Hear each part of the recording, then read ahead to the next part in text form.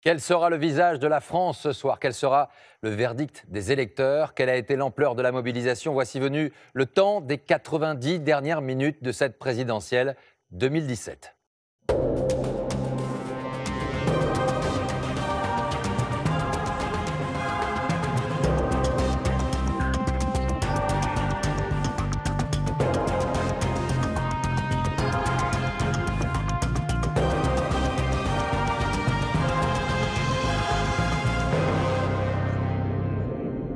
Bonsoir à tous, il ne reste qu'1h30 cette fois, nous y sommes, c'est l'épilogue de cette campagne incroyable qui avait commencé avec ses primaires, cette absence du président sortant, ce premier tour qui nous a proposé une affiche inédite et une campagne du second tour marquée par un débat qui lui aussi, à bien des égards, a été une première bousculant, s'il le fallait encore, nos repères. Merci à vous d'avoir choisi France 2 pour vivre ce moment intense qu'est l'élection du président de la République avec une nouvelle fois un dispositif exceptionnel. Priorité à l'image et aux premières réactions avec les débats. À mes côtés ce soir, Léa Salamé et David Pujadas. Bonsoir à tous les deux. David, vous nous présentez ce dispositif. Bonsoir Laurent, bonsoir Léa, bonsoir à tous. Oui, c'est un nouveau chapitre de l'histoire de la France qui commence à s'écrire ce soir. Tout sera observé, les mots, les gestes, le style.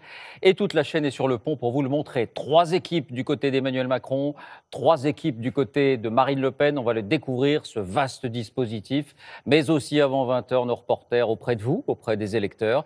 Et ici avec nous, les visages que vous connaissez. Laurent, vous faites les présentations. Avec nous également ce soir, on retrouvera régulièrement Marie-Sophie Lacaro. Bonsoir Marie-Sophie, on fera le point avec vous sur les réseaux sociaux qui ont joué une place prépondérante durant toute cette campagne électorale. Toutes les informations également ce soir sur franceinfo.fr. Les derniers bureaux de vote fermeront à 20h et c'est à ce moment précis que vous découvrirez la première estimation grâce à nos partenaires Ipsos Soprasteria. Vous découvrirez également le visage du prochain président de la République. Le décryptage ce soir, c'est avec Brice Teinturier et Nathalie Saint-Cric pour l'analyse politique. Bonsoir. Et puis tout à l'heure, vous découvrirez ce studio virtuel, ce palais de l'Élysée virtuel avec Nicolas Châteauneuf. Mais avant cela, le premier indicateur de cette soirée, c'est l'estimation de l'abstention et elle est de, on va le regarder, elle est de 26%, soit une abstention record depuis 1969. En 2012, elle était de 19,7%, chiffre qui peut encore évoluer bien sûr.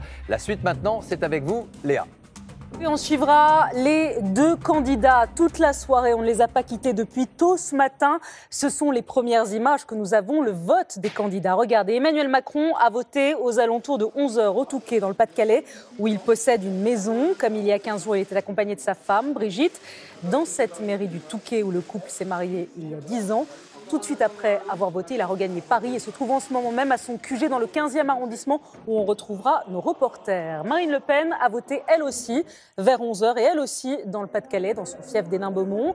Elle était accompagnée de Steve Briouat, maire frontiste de la ville et président par intérim du Front National.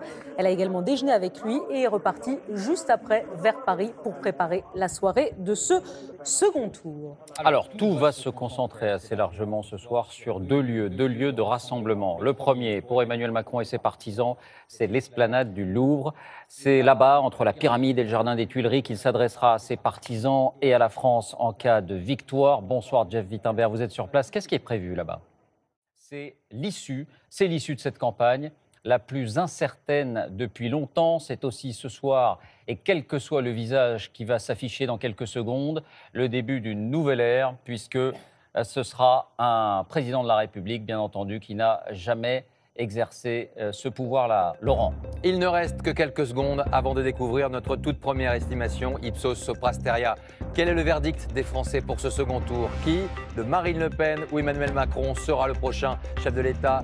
12 secondes avant ce résultat. On va retrouver dans un instant ce résultat après des mois de campagne. 6 secondes, 5 secondes. Quel est le choix des Français? Il est 20h.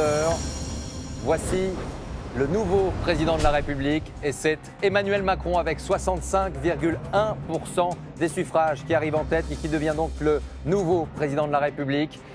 Marine Le Pen obtient ce soir, lors de ce second tour, 34,9% des voix.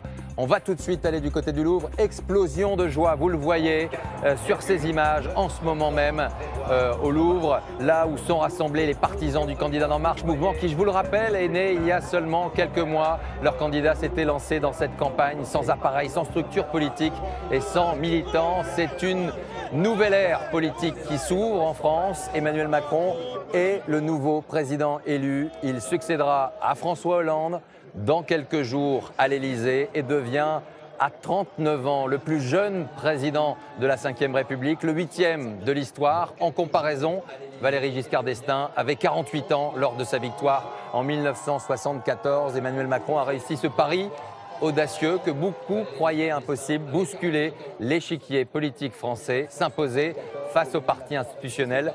Émotion à Paris, au Louvre. On va tout de suite retrouver Arnaud Comte qui est au milieu de cette foule des partisans d'En Marche.